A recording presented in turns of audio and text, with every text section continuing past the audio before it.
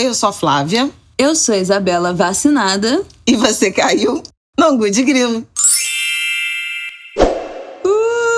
Vacinada, vacinada, vacinada, vacinada. Gente, é muita emoção. É muita emoção. Começar este episódio que estamos gravando na segunda-feira, excepcionalmente essa semana, após a minha vacina.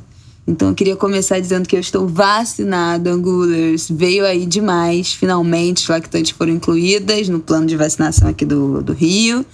E tomei a minha vacina hoje de manhã, muito feliz, muita emoção. Vai falar nada não, Flávia Oliveira? Essa emoção. Tava olhando meu neto. Que hoje está acordado, então vocês esperem um conversa aí. Já tá se manifestando. Né? A mamãe vacinou. A gente levou a mamãe pra vacinar, não foi? Foi ou não foi? Muita emoção, meu filho? Vacinou com a mamãe? Fala com os Angulers. Foi muita emoção, porque a gente sabe, né, o que tem sido essa temporada. Só faltava a Isabela, né? O Rafael já estava imunizado há bastante tempo. Eu e a Aida não tomamos nas últimas semanas. E agora ela. E tem estudos mostrando que há uma transferência, né, de anticorpos no leite materno para os bebês. Não dá para saber ainda se eles ficam protegidos, mas é um bom indício. É um estudo do Hospital das Clínicas, da Faculdade de Medicina da USP, que indicou presença de anticorpos em leite de colaboradoras lactantes do HC, do Hospital das Clínicas. Elas tinham sido imunizadas com a vacina Coronavac do Butantan. E a segunda dose tinha um incremento muito grande no nível de anticorpos das gestantes e níveis altos que se mantiveram no leite materno, mesmo depois de alguns meses de amamentação. A premissa, né, a expectativa da área de saúde é de que essa presença de anticorpos das vacinas no leite materno possa prevenir ou atenuar sintomas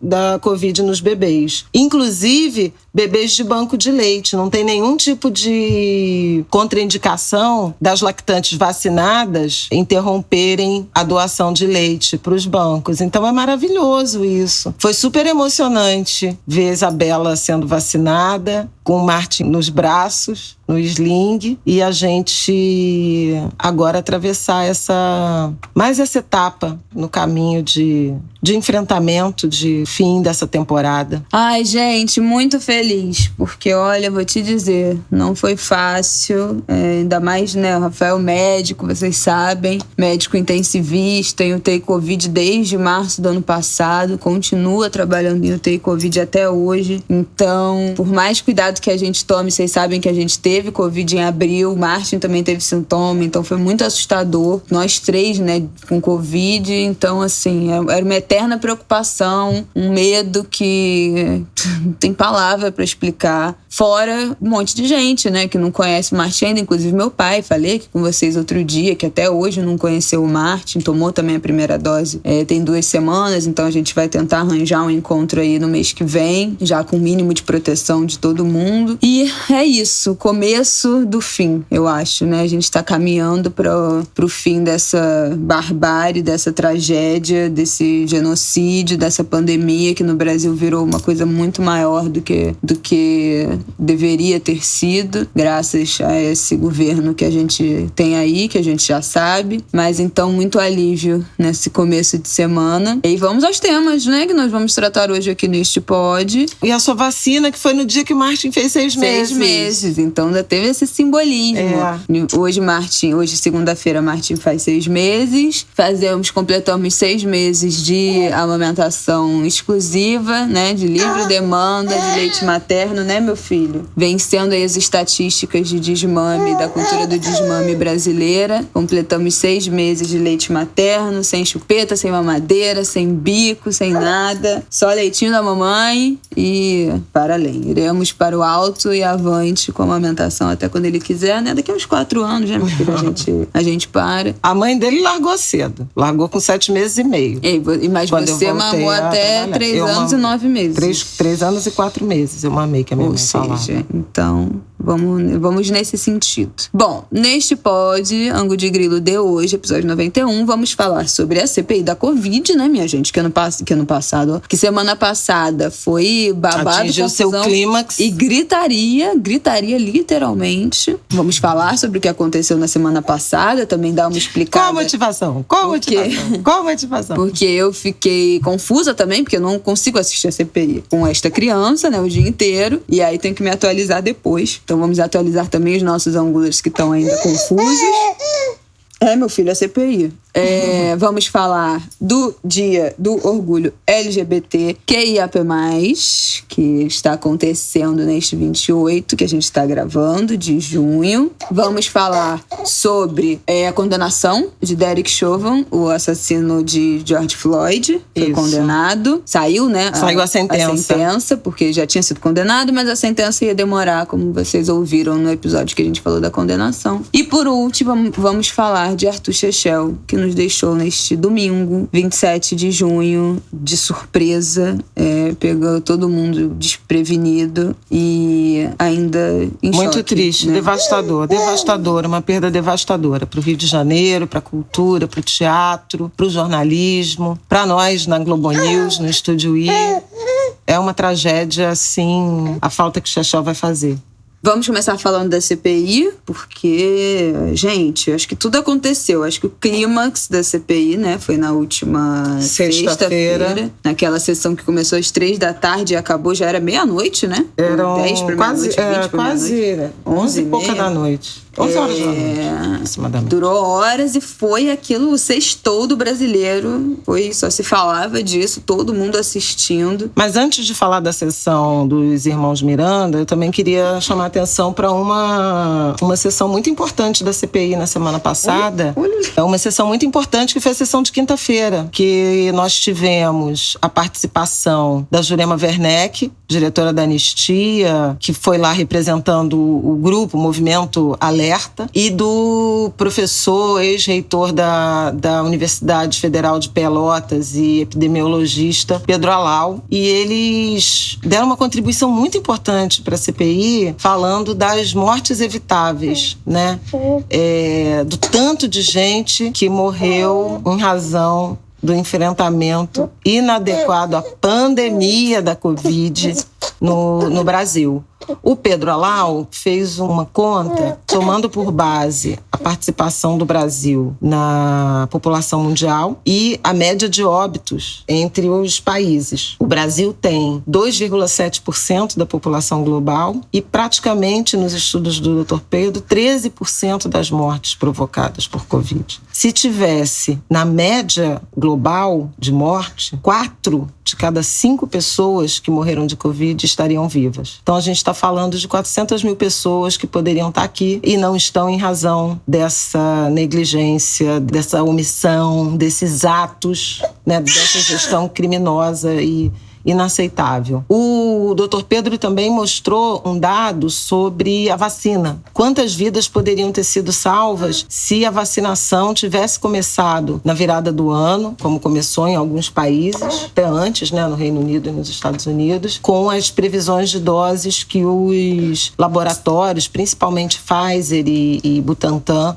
apresentaram na CPI da Covid. E a estimativa é que entre 95 mil e 145 mil brasileiros poderiam estar vivos se a vacinação tivesse iniciado mais cedo e numa quantidade de doses mais significativa. A Jurema apresentou o dado de mortes evitáveis entre o primeiro ano, né, da pandemia, 52 primeiras semanas epidemiológicas, que dá de março de 2020 a março de 2021. A conta do Movimento Alerta foi feita por pesquisadores da UERJ, da UFRJ e da USP, e eles chegaram a 120 mil vidas preservadas se houvesse distanciamento social, que eles chamam de medidas não farmacológicas, distanciamento social, redução dos deslocamentos, né, da circulação, então isolamento, uso de máscaras de forma séria, higienização das mãos, todas as medidas não farmacológicas. 120 mil pessoas poderiam ter sobrevivido, poderiam estar aqui com a gente, mesmo sem vacina. É muito impressionante a quantidade de números, de evidências que nos confirmam essa tragédia. O que eu achei importante também no depoimento deles dois é que eles não ficaram só olhando para o retrovisor e dizendo quem poderia ter sido salvo e não foi. Também dizendo que a pandemia continua numa escala ainda grave, porque a gente se acostumou com um patamar que vai de 60 a 80 mil casos por dia. Na semana passada tivemos um dia com mais de 100 mil casos confirmados, foi um recorde da pandemia inteira, e com uma média de 2 mil mortes por dia. Ou seja, muita coisa.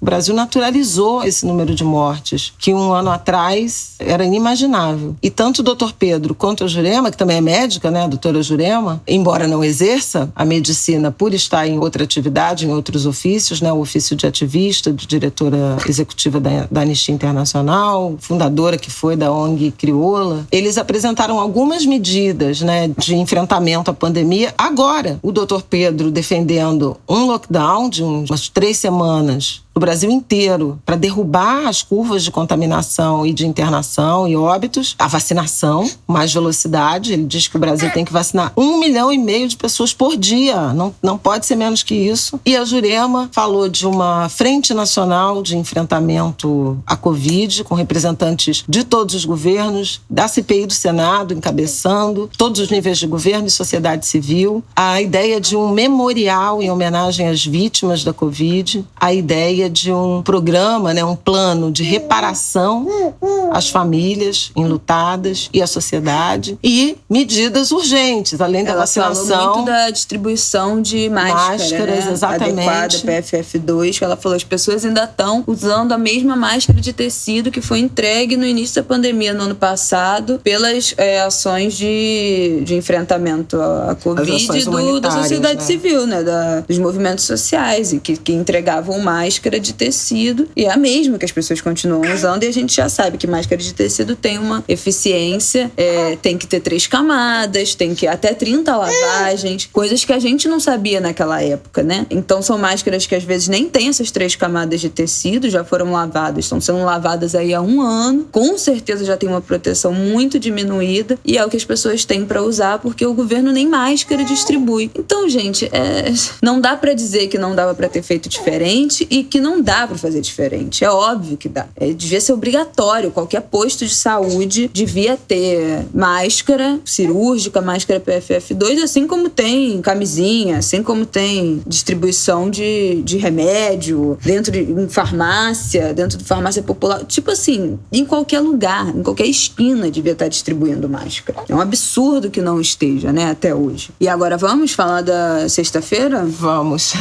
O depoimento dos irmãos, que começou no meio da tarde, né, de sexta-feira, e foi acabar tarde da noite, que foi, eu acho que o grande ápice da CPI da Covid até agora, de muitas revelações que reverberaram aí na sexta-feira e durante o fim de semana, e que eu acho que também atingirão seu outro clímax com a apresentação do super pedido de impeachment do Bolsonaro, que vai ser entregue essa semana, né? A matéria que eu vi, o título chegava a ser engraçado, que era direita, centro e esquerda se unem em super pedido de impeachment contra o Bolsonaro. Ou seja, não ficou quem de fora, né?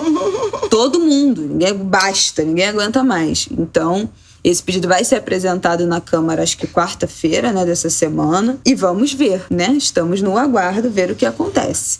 Tem também uma convocação de mais uma onda de manifestações no sábado, dia 3 de junho. E será a terceira em menos de 2 meses, em razão do agravamento dessa crise a partir da revelação de um suposto, mas investigado escândalo envolvendo a contratação pelo Ministério da Saúde das vacinas Covaxin, de um laboratório indiano, que até hoje não tem registro, né, da Anvisa, e tem várias operações suspeitas. Essa denúncia chegou à CPI quando os senadores pediram todos os processos, todas as investigações que estavam em andamento em vários ministérios públicos de diferentes estados relacionadas ao enfrentamento à pandemia. Uma das procuradoras tomou o depoimento de um servidor do Ministério da Saúde, Luiz Ricardo Miranda, o responsável pela área de importação, e ele contou de coisas estranhas. Documentação, uma terceira empresa envolvida no contrato, quando nas demais vacinas as negociações estavam se dando diretamente com os laboratórios, e uma pressão fora do normal de telefonemas, inclusive 10, 11 horas da noite, fim de semana, pela liberação desse contrato. Os senadores resolveram convocar o Luiz Ricardo, a partir desse depoimento ao Ministério Público, e qual não foi a surpresa do Brasil inteiro quando apareceu numa sessão da CPI, conversando com o senador Omar Aziz, que é o presidente da CPI, e com o senador Marcos Rogério, que é da base governista, o deputado Luiz Miranda. São irmãos que têm todos os mesmos nomes, assim, todos são Luiz Miranda. Muito criativo.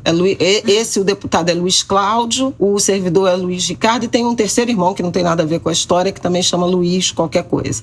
Miranda. E aí o deputado Luiz Miranda foi à CPI e disse que, bom, se vão chamar o meu irmão, tem que me chamar também, porque eu sei a história toda. E ele dizia, né, tinha dito na Câmara, que podia derrubar a República. E aí o que ele falou foi que o irmão levantou a suspeita, contou para ele do assédio, da pressão que vinha sofrendo, e eles procuraram Jair Bolsonaro, presidente da República, num sábado, 20 de março, para denunciar o que estava acontecendo. E a hipótese da CPI é de que o presidente da República prevaricou, que é saber de uma ilegalidade e não ter tomado providências. O Bolsonaro disse para eles que ia procurar o DG, diretor-geral da Polícia Federal. A Polícia Federal, na semana passada, informou que não há nenhum inquérito aberto em relação a esse caso, a pedido do presidente da República. O governo depois mudou a versão, dizendo que o presidente falou com Eduardo Pazuello, o general a quem ele protege, né, que foi ministro da Saúde, a quem ele protege intensamente. No meio da semana passada também, quando essa história veio a público, o secretário de governo da presidência, né, ministro Onyx Lorenzoni, deu uma suposta entrevista coletiva, sem direito à pergunta, então fez um pronunciamento com ameaças aos irmãos Miranda, inclusive de denunciar o servidor público, a Controladoria Geral da União e a Polícia Federal, e disse, olhando para a câmera, você vai se ver com a gente, com Deus e com a gente, num discurso meio messiânico, bíblico. E a situação realmente se complicou quando, na sexta-feira, durante o depoimento, já ao fim do depoimento, o deputado, desde o início, comentava que o presidente falou o nome de um parlamentar, dizendo que isso é coisa de fulano, e ele hesitou muito em revelar o nome, mas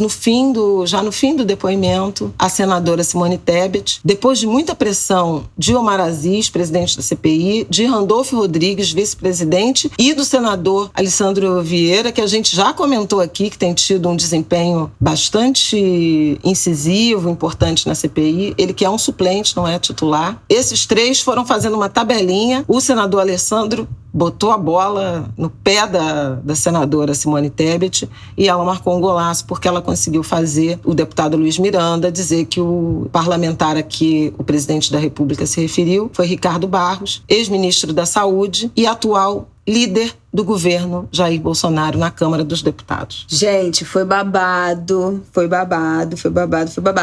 Eu acho que eu vou fazer umas perguntas aqui para a Flávia On, para a gente entender melhor essa linha do tempo. Assim, ela já explicou, né, que o Luiz Ricardo falou pro irmão que estava achando muito estranho, que tinha constatado essa irregularidade, e eles procuraram Bolsonaro em março, que nada fez. Eu acho importante dizer que a maior suspeita disso tudo, né, que está sendo compreendido dessa forma, é de que a compra da vacina, o atraso, né, a não resposta, a recusa da vacina da Pfizer e a demora de compra, de contratação, a pouca adesão também ao... Não é consórcio da OMS? Qual é a palavra, meu Deus? Não é consórcio, não. De vacina. É o COVAX Facility. É um consórcio. Então é consórcio. Eu não estava lembrando a palavra. Também o Brasil não escolheu, não quis o máximo de doses do consórcio, atrasou a compra da Pfizer, ignorou, né, aqueles tantos e-mails para privilegiar essa Covaxin, que é que teria esse acordo com essa empresa intermediária e um desvio de mais de R$1 bilhão nessa compra. E aí quem pagou foram, né, os 500 mil brasileiros que morreram ao longo desse 1 ano e meio, quase 1 ano e 3 meses, mas que muitas dessas mortes poderiam ter sido evitadas se a gente tivesse começado a vacinar em dezembro, como a gente já sabe. Então foi uma escolha. Não foi só ser relapso, vou ignorar porque desordem, né? A gente fala muito isso. Eles são burros, eles são desorganizados. Esse governo não sabe governar. É uma desorganização só. Eles não entendem como funciona a máquina pública. Eles são desorganizados. Não é. Foi intencional. Agora a gente está vendo, né, com evidências, que foi uma recusa, que foi uma ação relapsa, um negacionismo intencional para privilegiar uma compra que seria superfaturada. Então, eu acho que isso que é o que dói, né? Vi muita gente comentando na sexta-feira e ao longo do fim de semana. Meu pai, meu avô, familiares, vários tweets, né? Twitter principalmente, né? Meu pai morreu para que o governo Bolsonaro desviasse R$1 bilhão na compra de uma vacina que sequer tem certificação da Anvisa, que a Anvisa visitou o laboratório e não aprovou, né? O laboratório onde é fabricada a vacina, na Índia. Isso até foi falado, né, na CPI, que alguém falou não sei quem, insalubre, e aí um senador falou, insalubre é o laboratório dessa empresa, dessa vacina que não foi nem aprovada pela Anvisa. Então, gente, eu acho que isso que desgraça a nossa cabeça, né? Porque eu acho que seria outra percepção, né? Se a gente estivesse combatendo a pandemia desde o início, e aí pessoas que teriam morrido porque pegaram a doença, pela letalidade da doença, mas que houve uma tentativa individual e coletiva, institucional e do Estado, do governo, de proteger a sua população. Eu acho que essas mortes seriam muito doloridas, mas a gente conseguiria ter outra compreensão, outra visão disso tudo. Enxergar essas mortes como um descaso, como uma escolha, o governo ter decidido deixar a sua população à mercê de um vírus para superfaturar uma vacina, que isso, gente? Para mim é muito surreal. É muito surreal. Não me surpreende, mas eu fico estarrecida porque isso é a desumanização, né? Isso é desumano, gente. É uma crueldade que não tem tamanho. Você botar uma população inteira de um país de 210 milhões de habitantes à mercê de... Não tem nem distanciamento, não tem nem medida nenhuma, né? A própria sorte. Pra você superfaturar vacina no meio de uma pandemia é o fim. É o fim. Eu fico passada. Por isso que eu comecei falando sobre as estimativas que a Jurema Werneck e o Pedro Alau apresentaram à CPI, porque dão bem a dimensão de que as coisas não precisavam ser como foram e que a gente tinha caminhos. A CPI, quando começou, eu acho que eu já falei isso aqui, mas, enfim, vale repetir, ela foi estruturada em 3 eixos, né? 3 ou 4 eixos, mas vou falar 3 eixos. Um eixo, a vacina, né? Era, assim, um ponto central. O que aconteceu que levou o governo a adiar, a postergar a contratação de vacinas, principalmente da Pfizer, também a sabotagem, né? A contratação com o Instituto Butantan da Coronavac. Isso aconteceu, a imprensa já tinha noticiado fartamente, então era um eixo de investigação que já estava determinado a CPI. Outro eixo era Manaus. A tragédia de Manaus, que levou à morte, inclusive, de brasileiros e brasileiras por asfixia, pela falta de oxigênio, e aquela segunda onda violentíssima, né, na capital do Amazonas. O terceiro eixo era o eixo do kit Covid, da medicação comprovadamente ineficaz, e a estratégia de imunidade coletiva por contágio, que foi a sabotagem, o boicote do governo, do próprio presidente, né, da República, contra as medidas de isolamento social, atacando governadores, atacando o Supremo Tribunal Federal, em razão da decisão do Supremo, que considerou que o enfrentamento à pandemia era de múltiplas responsabilidades. Então, prefeitos e governadores também tinham responsabilidade e autoridade para tomar medidas. E aí, na medida em que as investigações elas foram acontecendo, os depoimentos, tocou na questão do gabinete paralelo, por isso que eu falei 3 ou 4, mas é que na origem eram 3, e aí veio a convicção de que havia uma estrutura paralela das sombras que orientava a política pública de saúde, sem ser formalmente vinculada ao Ministério da Saúde, sem ser publicamente divulgada e apresentada ao Brasil, e com o apoio do gabinete do ódio, que era da produção de fake news, da produção de notícias, de informações que foram perturbando a sociedade brasileira e o enfrentamento à pandemia. Esse foi o 4. Agora, tudo isso estava se consolidando num caminho de responsabilidades relacionadas a atos, omissões, crime contra a saúde pública, até crime contra a humanidade, por conta dessa estratégia que levou a um excesso de mortes, né, no Brasil pela pandemia. A questão que se impôs na semana passada é um eixo corrupção, de que tudo isso pode ter sido feito por dinheiro. É essa a hipótese que agora os senadores trabalham, né, e as investigações estão se encaminhando. Isso por quê? Porque houve uma postergação deliberada de contratos com alguns produtores de vacina, Pfizer e Butantan em particular, e uma pressa, uma aceleração de assinatura de contrato e de liberação de verba, de receitas, para essa vacina indiana, que tinha como intermediário, como mediador, uma empresa chamada Precisa, que tinha como sócio, como sócio, um empresário que já vinha sendo investigado por conta de um contrato não cumprido, né, de fornecimento de medicação, quando Ricardo Barros era ministro, a empresa chama Global, e um contrato de 20 milhões de reais por medicamentos que nunca foram entregues, e 14 pessoas morreram em razão disso, porque eram medicamentos fundamentais para doenças específicas de responsabilidade do Sistema Único de Saúde. O Ricardo Barros, deputado, que é líder do governo, ele que apresentou uma emenda à medida provisória, né, que depois virou lei, que permitiria a importação de vacinas, e a emenda que ele apresentou beneficiaria objetivamente a essa empresa e não a Pfizer, por exemplo, ou a outras empresas estrangeiras, outros laboratórios. O Luiz Ricardo Miranda, servidor da saúde, descobriu ou desconfiou do esquema porque entrou o que eles estão chamando, eu esqueci agora o nome, mas é uma fatura. É uma fatura de importação, de emissão de serviço, que previa o pagamento antecipado de 45 milhões de dólares, que foge completamente ao padrão de modelo de contratação. Ele falou, ele desconfiou. A linha do tempo começa aí, quando chegou esse contrato para aprovar, e ele falou, isso aí não é o que a gente tem feito. Esse não é o padrão. Isso aí não é o que tá rolando. Tem a data de quando chegou esse... Sim, 18 de março.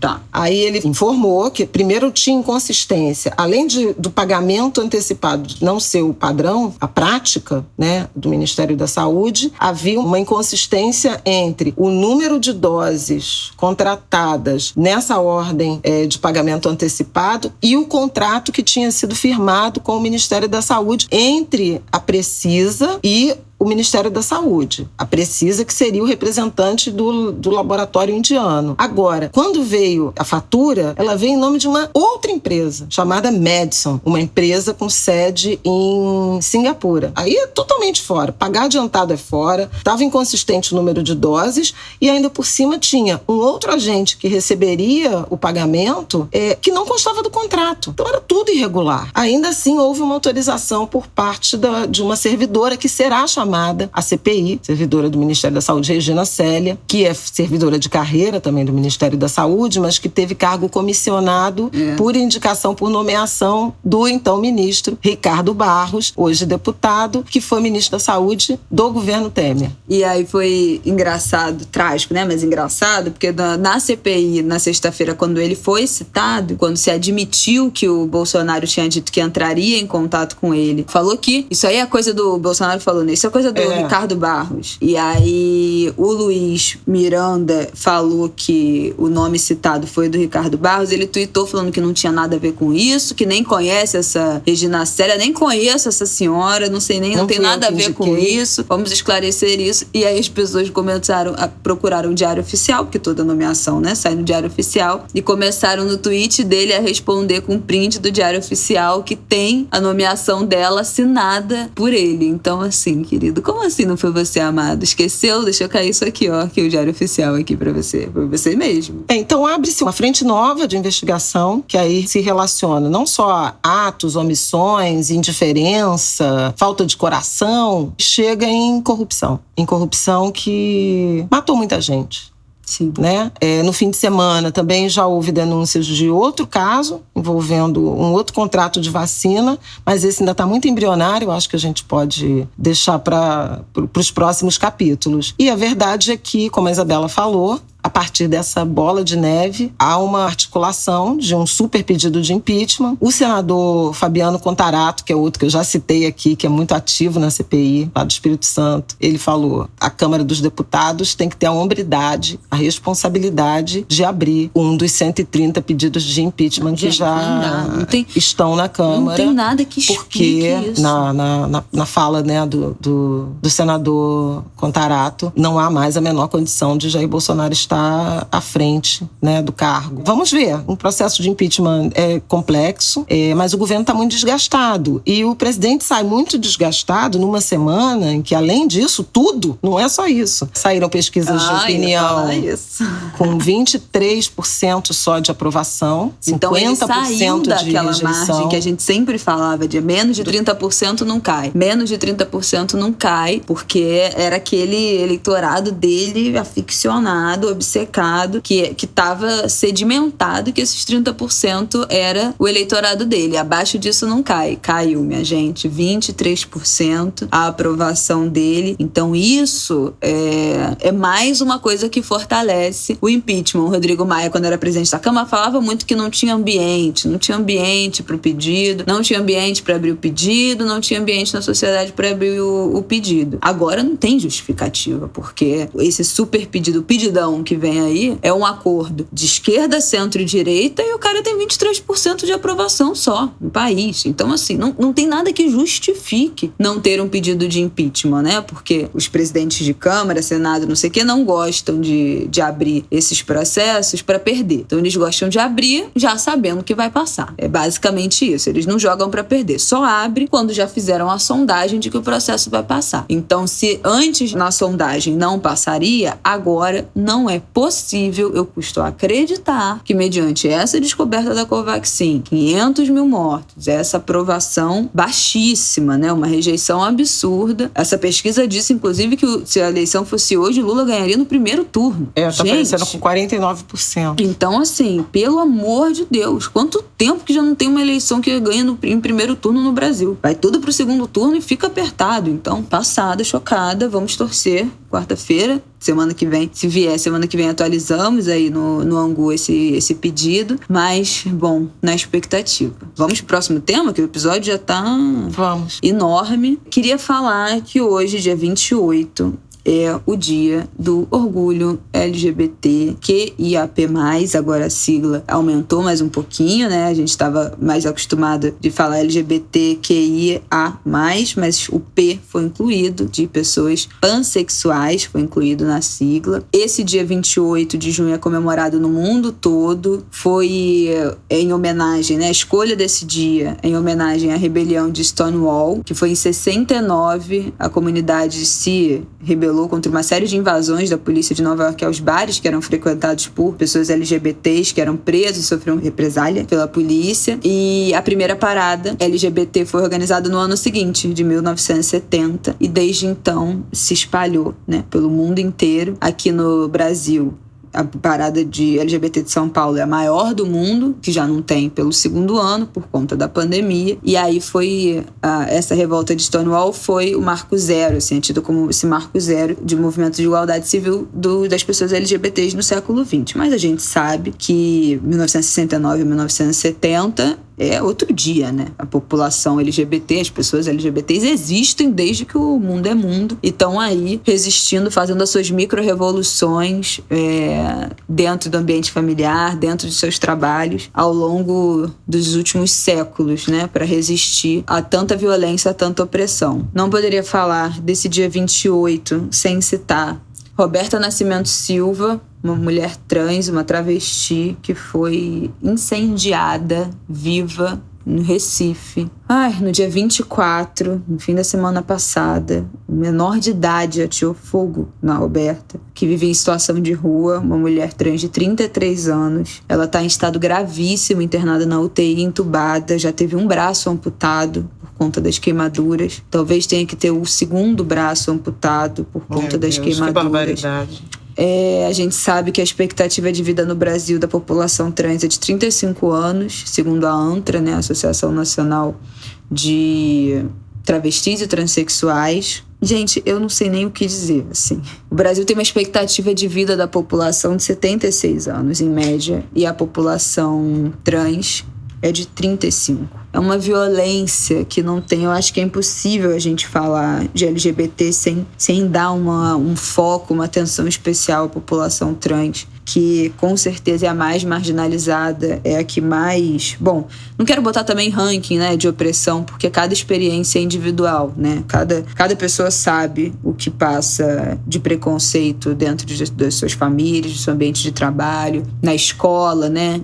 Ter que lidar com a LGBTfobia como se fosse bullying, o que é completamente diferente. Quantas jovens até hoje vivem no armário, vivem ameaçadas por suas famílias, por ser LGBTs, são vítimas de religiões que pressionam uma suposta cura gay, que não aceitam, não acolhem seus filhos, não acolhem seus fiéis. A gente sabe de tudo isso. Mas a população trans, eu acho que a gente precisa ficar muito atento, muito solidário. Hoje vai ter um ato, hoje dia 25, às 3 horas, em Recife. A população está tentando chamar a atenção do governador João Campos, do prefeito João Campos, né? Hoje, que na verdade é ontem, né? Que é ontem, né? Hoje a gente está gravando. Vai ter esse ato às 3 horas, estão tentando chamar a atenção do prefeito João Campos sobre essa barbárie, né, que aconteceu com Roberta. É muito triste. Vi alguns relatos no Twitter de outras mulheres trans, outras travestis que estão prestando assistência, né, no hospital, foram visitar, e uma delas relatou que os profissionais, a assistente social do hospital, só tratava a Roberta com o nome de registro, né, o nome masculino, o que é uma outra violência, né? Como pode uma assistente social se recusar a usar o nome social que ela tinha adotado? São muitas camadas de violações, de desumanização. É muito duro. O Brasil é um país que tem essa capa, né, de como se fosse um país diverso, inclusivo, que respeita a maior parada LGBT do mundo, mas a realidade é muito cruel. Ainda é muito cruel para a população LGBT aqui. É um país com judaico-cristão, né, fundado no catolicismo, no cristianismo, que são religiões que perseguiram a população LGBT desde sempre, né? Não é novidade. A novidade é que agora muitas correntes, né, se manifestando contra a LGBTfobia. A gente já tem várias igrejas, vários pastores, padres que acolhem, né? Padre Júlio Lancelotti faz um trabalho de acolhimento à população trans em São Paulo que não tem igual. Pastor Henrique Vieira, que a gente fala muito aqui, fala muito, né, desse evangelho do amor, do acolhimento de Jesus. Mas a gente sabe que essas pessoas, infelizmente, são ainda exceções quando a gente vive no país de Silas Malafaia, né, de Edir Macedo, de grandes igrejas que perseguem população LGBT, perseguem praticantes de religião de matriz africana, tudo que a gente já fala aqui. É muito triste, é muito triste, é muito triste. A gente tem muitas vitórias, eu acho, a comemorar nos últimos anos, de conquistas da população LGBT na eleição, né? A gente falou muito aqui no ano passado, no período da eleição, como 26 pessoas trans, 25 mulheres trans foram eleitas para cargos legislativos, né? Erika Hilton foi a vereadora mais votada do Brasil no ano passado. Érica Malunguinho na nossa Câmara, como deputada estadual, né, de São Paulo. São muitas as vitórias, mas... A Duda Salabert, né, em Belo Horizonte. Muitas, enfim, a gente falou, né, disso aqui no nosso ângulo do ano passado. Foi um recorde de eleição de mulheres, de pessoas trans, que obviamente são pessoas comprometidas com a causa LGBT, porque a gente sabe que não adianta ser eleito, não adianta essa representatividade se ela for vazia, né? Então, mulheres comprometidas com a causa LGBT, a gente falou disso aqui, comemoramos isso aqui, mesmo sabendo que é muito pouco, né?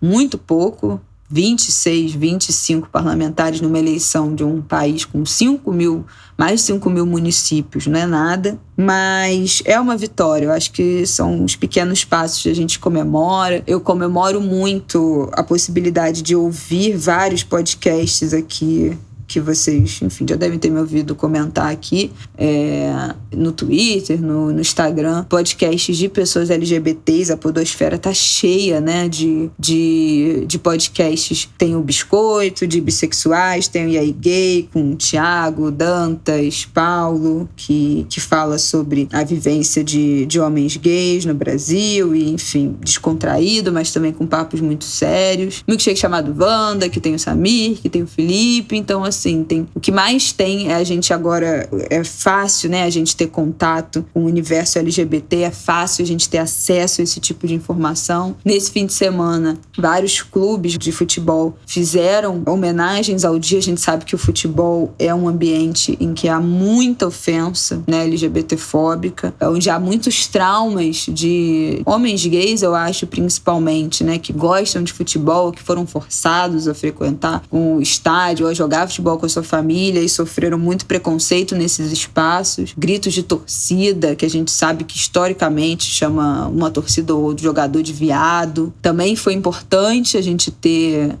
essa manifestação dos clubes, que isso é um processo que vai aos poucos, né, mudando esse cenário e acolhendo nosso futuro, as nossas crianças, educando a nossa torcida de forma diferente, fazendo com que esse ambiente seja mais um ambiente de acolhimento, né, pessoas LGBTs que queiram frequentar. Mas ainda é muito pouco, Quando a gente fala da Roberta, ainda é muito pouco. A gente vê como a gente está atrasada, a gente vê como a gente ainda é um país que tem muito ódio, muito discurso de ódio. Nossa, muita violência política, né? A gente pensa na Beni Brioli, vereadora em Niterói, que precisou sair do país de tantas ameaças que recebiam, precisou sair do país por um tempo. Quer dizer, é muito dura. E a gente não tem uma legislação, né? O Supremo Tribunal Federal, ele determinou que a lei que pune o racismo se estenda a LGBTQIAP+,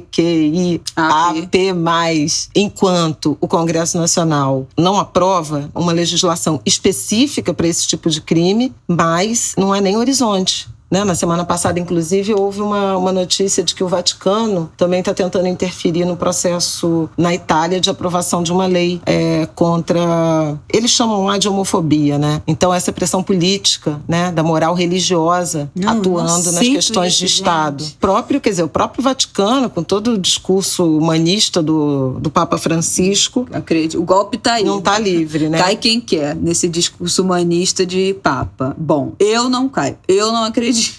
Vocês sabem disso. Vocês que ouvem o Ângulo de Grilo já sabem que a minha tolerância é muito baixa. Então esse papo de que o Papa falou isso, falou aquilo, não acredito. Não chegou sendo Papa, não foi ser Papa, não chegou a esse cargo, a esse poder sendo humanista. O buraco é mais embaixo. Então, assim, não vem com esse papo que eu não acredito.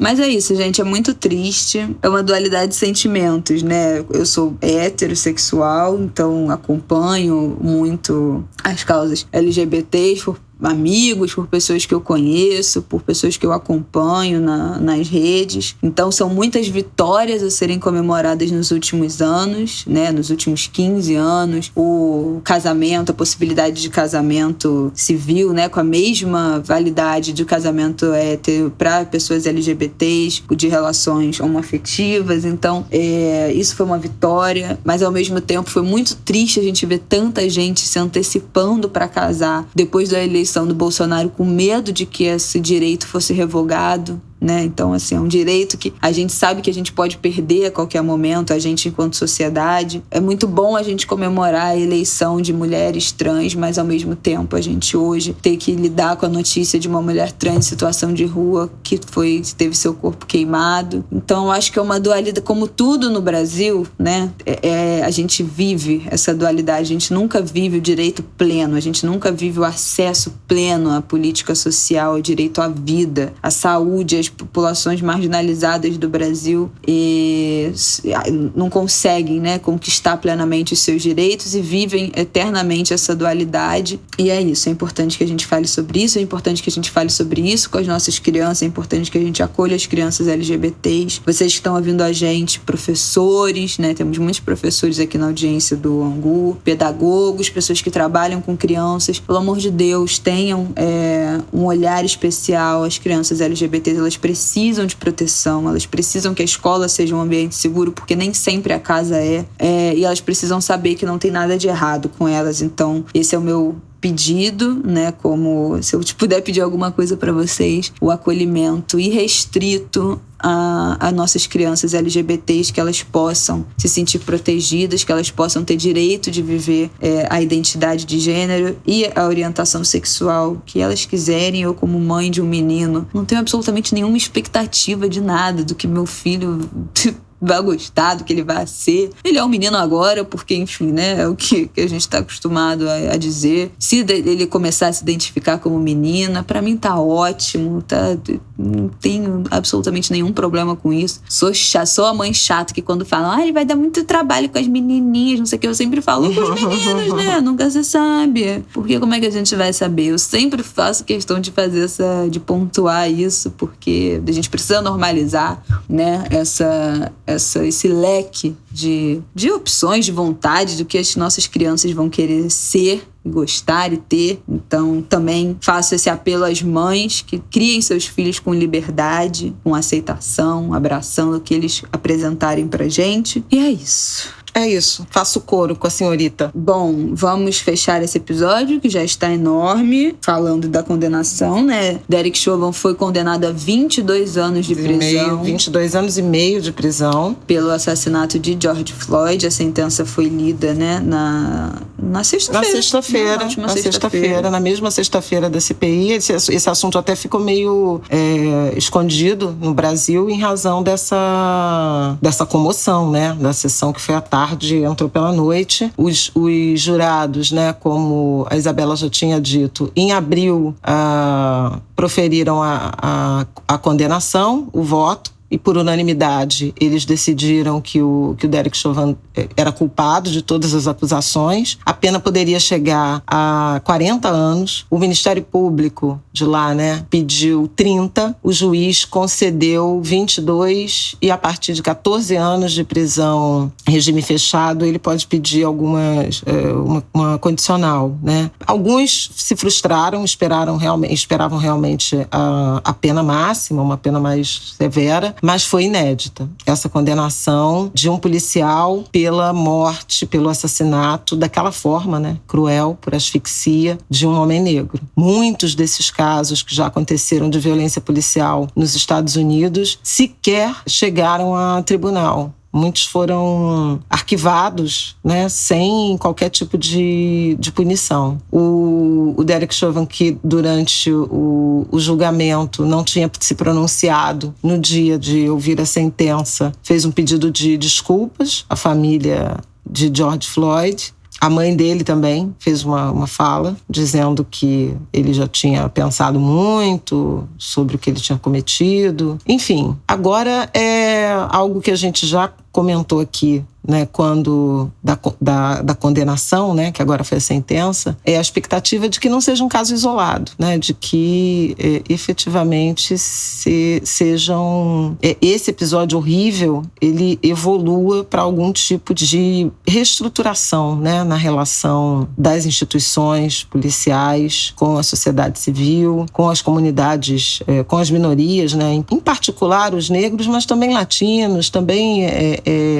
migrantes, imigrantes, né? Há muita opressão, há muita violência, há um viés racial muito forte na repressão policial. O mesmo vale para o Brasil, naturalmente, né? É isso. Eu acho que continuaremos acompanhando lá e cá. Eu vou alongar o programa ainda mais, né? O episódio ainda mais. Mas aqui também a DPF das favelas está parada, né? E tem a ver com isso. O governo do Rio se manifestou ao Supremo Tribunal Federal, assim como o Ministério Público, reafirmando a decisão de impor sigilo, né, aos documentos, às informações sobre as operações policiais em favelas, em particular, chacina do Jacarezinho. Semana passada foram divulgados laudos da perícia e, como já se suspeitava, com indícios de execução dos 27 mortos, né, além de um policial, mas dos 27 mortos havia gente que foi baleada pelas costas, a curta distância, o que é indício de execução. 3 deles tinham sinais de arrasto, então o que pode configurar a alteração de cena do crime. E por isso essas investigações precisam ter transparência, precisam estar às claras. É essa a batalha, aqui e lá, né? Ou nos Estados Unidos, mas sobretudo aqui. Bom, para finalizar, acho que a gente precisa falar do Chechel, né? O Chechel, jornalista que morreu ontem, no domingo, dia 27, pegando muita gente de surpresa, né? Na verdade, assim, foi meio que um susto. Acho que pouca gente estava esperando isso, quase ninguém sabia que ele já estava internado, que tinha descoberto esse linfoma há 2 semanas, que tinha já passado pela primeira sessão de quimio e passado mal. Então, foi um choque, assim, eu acho que para muita gente. E uma perda, 69 anos, um homem jovem no ápice da sua produção, né? Comentarista, comentava cultura e tudo mais que aparecesse, né? No Estúdio I, na Globo News. Comprando direito de peça, fazendo peça de teatro, criando, trabalhando no auge da sua produção, e agora esse vazio. Antes de falar do Chechel, eu queria também transmitir aqui meus pêsames, né?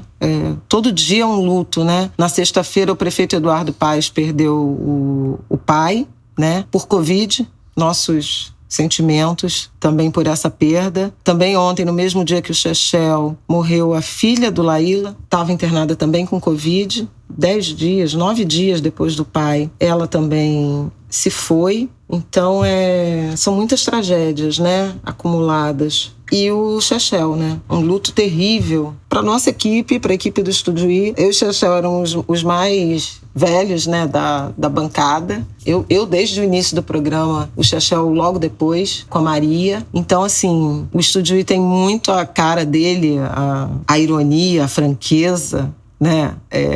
Vez por outra também um mau humor, né? Mas ele era um grande conhecedor de cultura, arte, dramaturgo, escreveu peças de teatro, escreveu a biografia da Hebe, traduzia músicas, um talento extraordinário. Todas as canções de A Cor Púrpura foi ele que traduziu, o musical que estreou em 2019. Uma emoção, mas vários. Dalva e Erivelto, um musical Cartola, Hebe, já falei, Bibi, o musical, Sempre Teremos Paris. Ele fez um musical curtinho, que ficou no Shopping da Gávea numa temporada de Natal, só com músicas de Natal. Descobriu que Chico Buarque compôs uma música de Natal.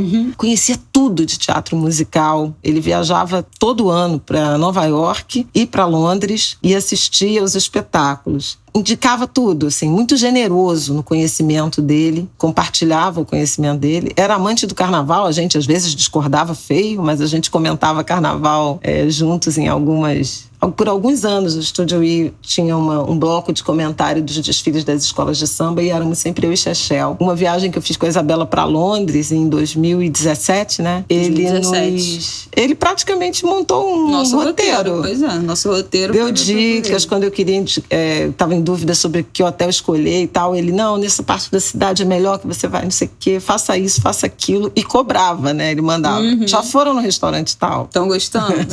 E hoje eu fiquei revisitando isso. Era um dia, foi em agosto, eu acho que a gente viajou. E aí ele falava... Eu fiquei 3 dias sem mandar mensagem. Aí ele mandou assim, estou sentindo falta de notícias.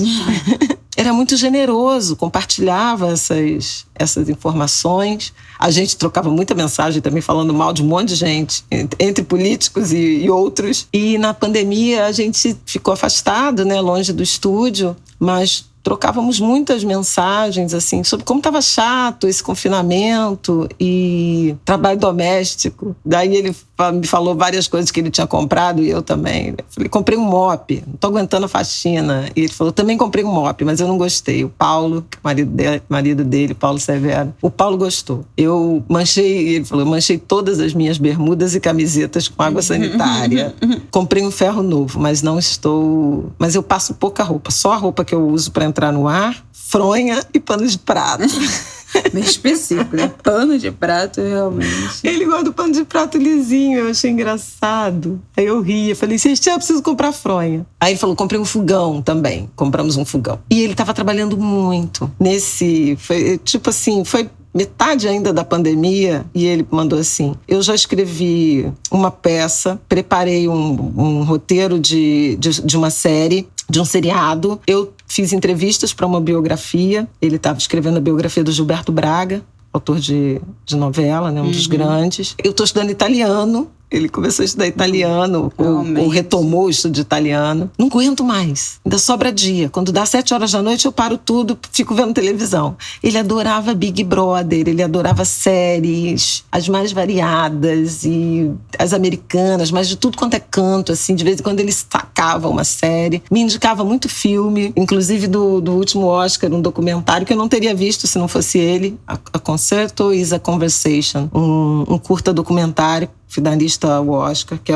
a história de um músico, né, de um diretor musical, e da referência que ele tinha, que era o avô, 2 negros. A gente conversava bastante sobre esse tema, e Chechel, nos últimos anos, se sensibilizou muito com essas causas da diversidade, da inclusão, passou a defender publicamente, inclusive a partir daquelas campanhas dos artistas, né, no Oscar, essa representatividade, a própria produção, né, de A Cor Púrpura com um elenco negro. É uma pena muito grande, porque ele era um homem de 69 anos, produzindo muito, fazendo muita coisa, com uma capacidade intelectual assim intacta, com uma memória prodigiosa. Ele lembrava canções dos anos 30, sabe? Com tudo. Tava muito sentido, porque a cultura está passando por uma temporada de muita asfixia, né, de muita perseguição por parte do governo, né, do governo Bolsonaro. Também perdemos muita gente, ele estava muito sentido com a morte da dona Anissete,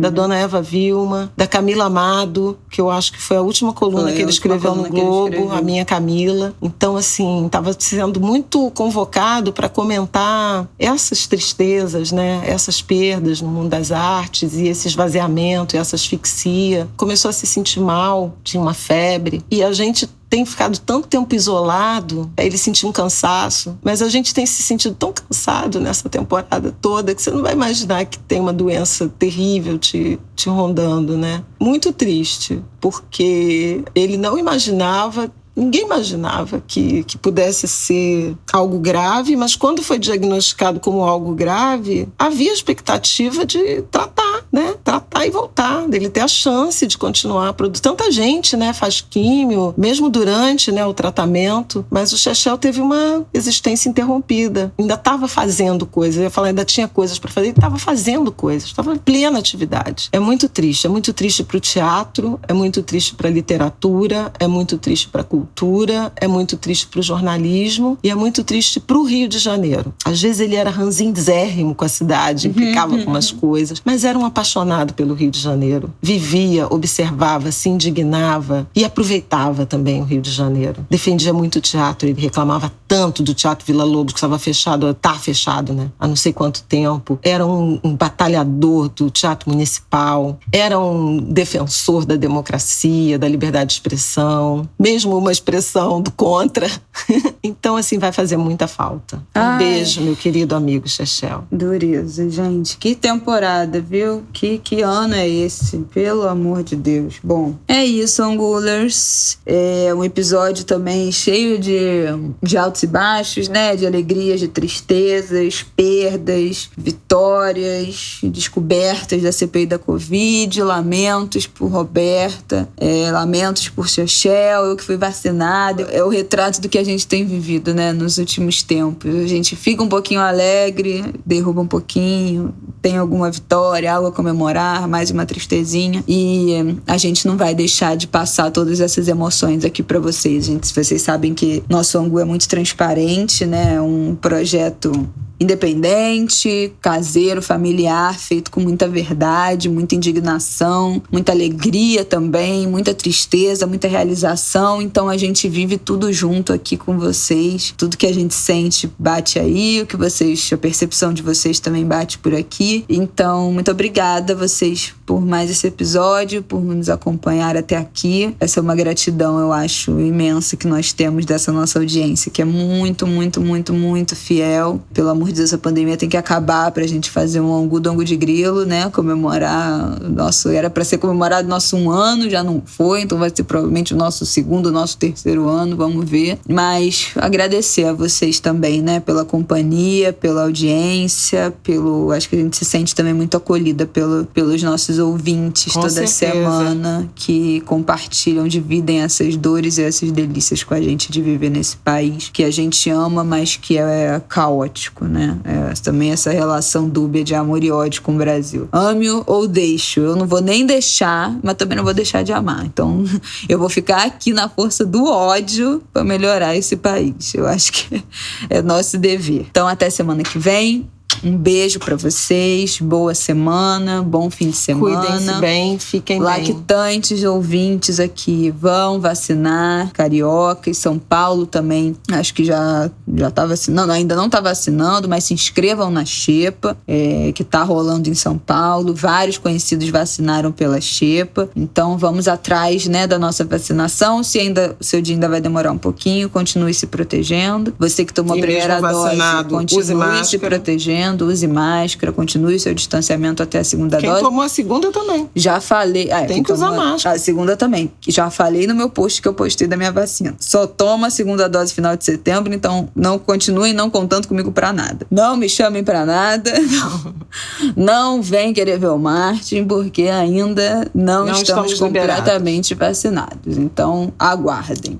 Gente, 2 novidades de última hora. O Martin tá com 2 dentinhos nascendo. Já estão enormes. Em uma semana. Começou a sentir um pouquinho. Em uma semana já tem 1 milímetro assim de dente pra fora. Os 2 da frente ao mesmo tempo. O branquinho assim do dente já totalmente aparente. Eu tô passada. Os 2 nasceram juntos. Uma coisa, gente. Chocante. Ai, muita alegria, meu filho. Qual é a segunda? Pois é, eu esqueci.